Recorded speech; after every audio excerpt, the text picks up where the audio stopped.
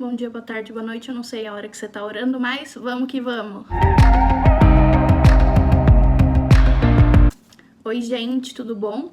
Hoje a gente vai rezar o Salmo 77, é um salmo imenso, mas é um dos salmos que eu mais gosto porque ele é muito, assim, tranquilo de entender e ele é muito bonito, assim, né? O que ele quer dizer, a mensagem, enfim. Então vamos lá pro vídeo não ficar maior do que, né? Já vai ficar, então se preparem. Vamos lá, Salmo 77, minha Bíblia tá aqui, tá, gente? Enfim. História do povo eleito, chama. Hino de Asaf. Escuta, ó meu povo, minha doutrina, as palavras de minha boca, presta atenção. Abrirei os lábios, pronunciarei sentenças, desvendarei os mistérios das origens. O que ouvimos e aprendemos através de nossos pais, nada ocultaremos a seus filhos. Narrando à geração futura os louvores do Senhor, seu poder e suas obras grandiosas.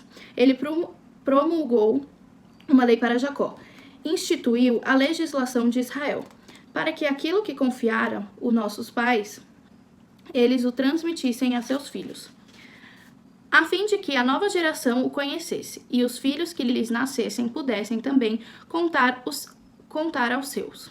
E aprenderiam, assim, a pôr em Deus a sua esperança, e não esquecer as divinas obras, a observar suas leis, e não se tornar como seus pais, geração rebelde e contumaz, de coração desviado, de espírito infiel a Deus.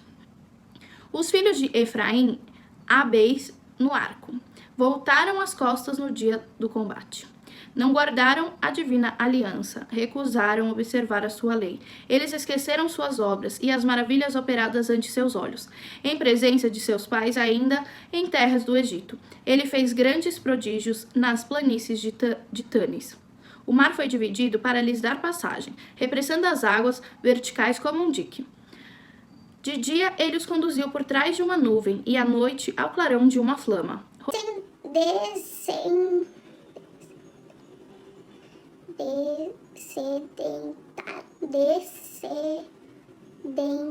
Misericórdia. E descedentaram. Não é descedentaram. Rochedos foram vendidos por ele no deserto. Com torrentes de água os descedentaram. Da pedra fizeram jorrar regatos e fluir a água, como rios. Entretanto, continuaram a pecar contra ele e a se revoltar contra o Altíssimo no deserto. Provocaram o Senhor em seus corações, reclamando iguarias de suas preferências. E falaram contra Deus. Deus será capaz de nos servir uma mesa no deserto? Eis que feriu a rocha para fazer jorrar dela água em torrentes. Mas poderia ele nos dar pão e preparar carne para o seu povo? O Senhor ouviu e se irritou. Sua cólera se acendeu contra Jacó, e sua ira se desencadeou contra Israel, porque não tiveram fé em Deus, nem confiaram em seu auxílio. Contudo, ele ordenou as nuvens do alto e abriu as portas do céu. Fez chover o maná para saciá-los, deu-lhes o trigo do céu. Pôde o homem comer o pão dos fortes, e lhes mandou víveres em abundância. Depois fez soprar no céu o vento leste, e seu poder levantou o vento sul. Fez chover carnes, então, como poeira, numerosas aves como as areias do mar, as quais caíram em seus acampamentos ao redor de suas tendas. Delas comerão até se fartarem e satisfazerem os seus desejos. Mas apenas o apetite saciaram, estando-lhes na boca ainda o alimento. Desencadeia-se contra eles a cólera divina, fazendo parecer a sua elite, prostrando a juventude de Israel. Malgrado tudo isso, persistiram em pecar. Não se deixaram persuadir por seus prodígios. Então Deus pôs súbitos termos a seus dias, e seus anos tiveram repentino fim. Quando os feria, eles o procuravam, e de novo se voltaram para Deus, e se lembravam que Deus era o seu rochedo, e que o Altíssimo lhes era o Salvador. Mas suas palavras enganavam, e lhe mantinham com a sua língua. Seus corações não falavam com franqueza, não eram fiéis à sua aliança, mas ele por compaixão perdoava-lhes a falta e não os exterminava. Muitas vezes reteve sua cólera, não se entregando a todo o seu furor, sabendo que eles eram simples carne, um sopro só que passa sem voltar. Quantas vezes no deserto o provocaram e na solidão o afligiram. Recomeçaram a tentar a Deus, a exasperar o Santo de Israel. Esqueceram a obra de suas mãos no dia em que os livrou do adversário, quando operou seus prodígios no Egito, e maravilhas nas planícies de Tânis, quando converteu seus rios em sangue, a fim de impedi-los de beber as suas águas, quando enviou moscas para os devorar e rãs para os rãs que os infestaram, quando entregou suas colheitas aos pulgões, e os gafanhotos o fruto de seu trabalho, quando arrasou suas vinhas com o granizo, e suas figueiras com a geada, quando extinguiu seu gado com saraivadas, e seus rebanhos pelos raios. Quando descarregou o ardor de sua cólera, indignação, furor, tribulação, um esquadrão de anjos da desgraça. Deu livre custo à sua cólera, longe de preservá-los da morte. Ele entregou à peste os seres vivos. Matou os primogênitos no Egito, os primeiros partos nas habitações de Cã. Enquanto retirou seu povo como ovelhas e o fez atravessar o deserto como rebanho, conduziu-o com firmeza sem nada ter que temer, enquanto os inimigos o submergiu no mar. Ele os levou para uma terra santa, até os montes de sua destra conquistou.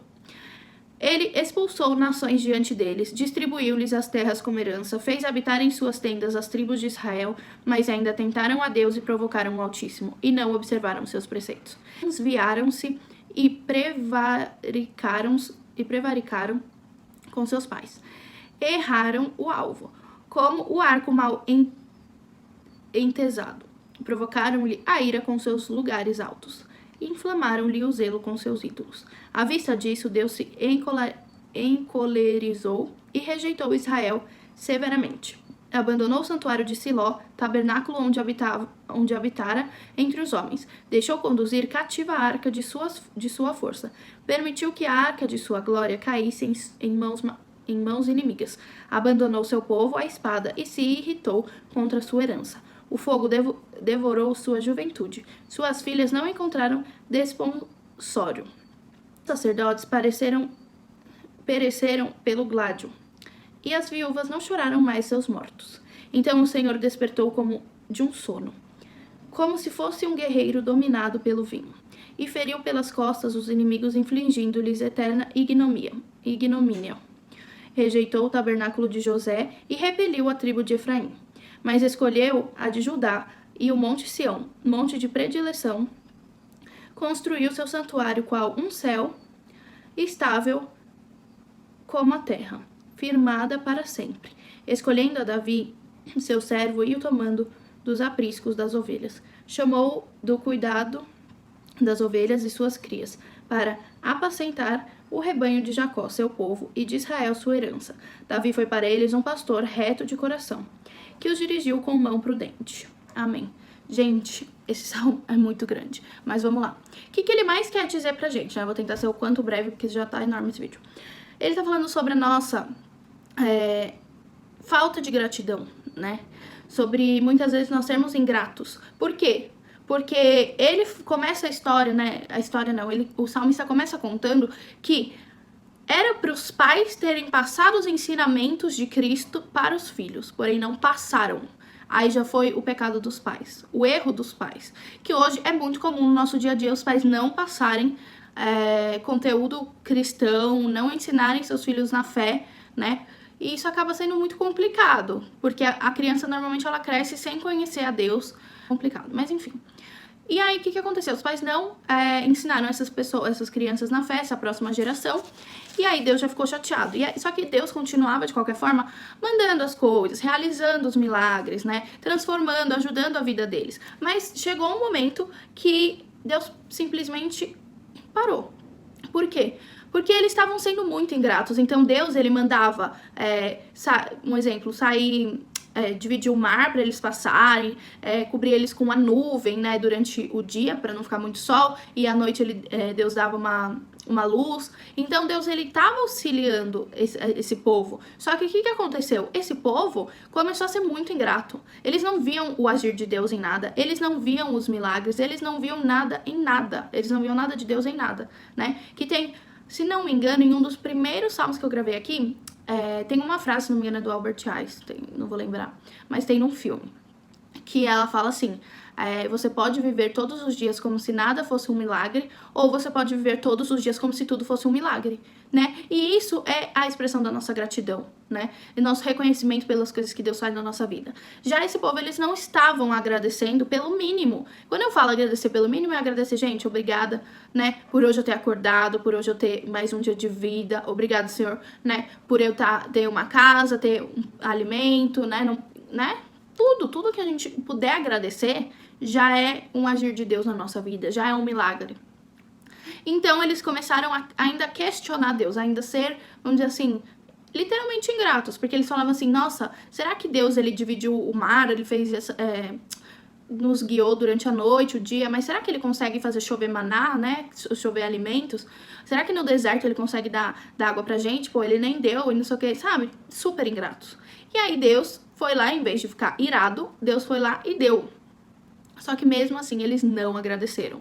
Eles não reconheceram. E continuavam murmurando, continuaram errando, continuaram sendo ingratos. Até que chegou a época que Deus se calou, né? Porque Deus ele ficou irado, mas mesmo assim ele não deixou de dar. Mas aí chegou o momento que Deus se calou. Isso persistiu por um tempo. Até que Deus começou a trazer o seu povo de volta, vamos dizer assim, né? E aí o que acontece com esse povo? Ele começa a tirar como ovelha. Então, um por um, ele vai pegando o coração dessas pessoas, um por um, porque, né, quando Deus ele parou de fazer qualquer coisa, aí eles viram, né, aí eles deram valor. Então tem também aquela filosofia do só dá valor quando perde. Então, né, foi meio que o que aconteceu com eles. E aí Deus foi tirando um por um, até que Deus, ele viu que ele queria fazer o seu monte, né, o seu tabernáculo ali, um monte de predileção, onde foi o monte de Sião, e ele construiu o santuário. Por que Deus constrói esse santuário, né? Ele constrói esse santuário para que essas ovelhas que ele retirou tenham um lugar para se abastecer, para agradecer, para entender o agir de Deus, que é como se fosse a nossa igreja, né?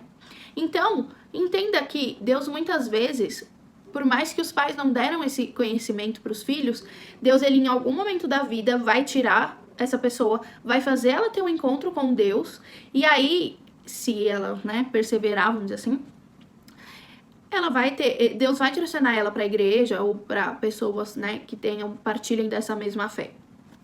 E assim, ele vai alimentando essa fé dentro de nós. É a mesma coisa, não adianta a gente falar: nossa, eu sou cristão, mas não vai na igreja se alimentar, né? Ele fala, uma das coisas que me fala muito, assim, nítido, é no versículo 29, né? Porque ele fala assim, ó, na verdade, assim, a partir do 22, é quando eles começam a questionar: mas Deus, será que ele pode mandar o maná no deserto, sabe? Será que Deus pode saciar nossa fome? E aí Deus mandou. E aí no 29 ele fala: no 28, as quais caíram em seus acampamentos ao redor de suas tendas. Delas comeram até se fartarem e satisfazerem os seus desejos, mas apenas o apetite saciaram, estando-lhe na boca ainda o alimento. Desencadeiam-se contra eles a cólera divina, fazendo perecer a sua elite e prostrando a juventude de Israel. Malgrado tudo isso, persistiram em pecar, não se deixaram persuadir por seus prodígios. Então Deus pôs súbito termo a seus dias, e seus anos tiveram repentino fim. O que acontece? No versículo 22 ele fala nitidamente: porque não tiveram fé em Deus, nem confiaram em seu auxílio. Então eles estavam cheios, eles estavam com a barriga cheia, vamos dizer assim, mas eles não estavam saciados na alma. Então quando eu falo, vamos, né, fazer ações, fazer coisas que nos evangelize e evangelize o próximo, é porque a gente precisa ser evangelizado diariamente, porque senão a gente acaba recebendo várias graças de Deus e a gente nem agradece, a gente nem reconhece, né? Então, a gente precisa voltar, a gente precisa ter uma base, um tabernáculo, uma cidade onde Deus vai pegar essas ovelhas, né, e as levar para elas se abastecerem na fé. Então hoje eu peço para que a gente possa refletir o quão ingrato nós somos. 3 coisas, né? Você que é pai e mãe, o quanto de Deus você tá passando pro seu filho, né? O quanto dos ensinamentos de Deus, né? De gratidão, de amor ao próximo, de amar a Deus. Você tá ensinando pro seu filho, ou não, né? Então, vamos pensar aí, dar umas prioridades. O quanto nós somos ingratos no nosso dia a dia, nós esquecemos de agradecer as coisas, e o quanto nós não reconhecemos os prodígios de Deus e acabamos nem indo para uma fonte nos saciar, né? Como a samaritana, ela precisou ir lá na fonte para beber água. E nós precisamos ir nessa fonte que é Deus, que são amizades em Deus, que são livros católicos, cristãos, que são missas ou cultos, enfim, a Bíblia principalmente, sabe? Eucaristia, terço. Nós temos diversas formas de nos saciar e de nos manter nossa fé acesa. Só basta a gente ir atrás, né? E isso vale também de nós quebrarmos o nosso egocentrismo, o nosso egoísmo, né, e o nosso orgulho, pra gente começar a agradecer a Deus, e agradecendo a gente vai sempre buscar mais a Deus. Bom, gente, é isso. Curtam, comentem. Eu peço desculpa, né, pelo vídeo grande, mas realmente o salmo é grande. E compartilhem com quem vocês acham que, né, possa ser evangelizado. Um beijo, fiquem com Deus e tchau!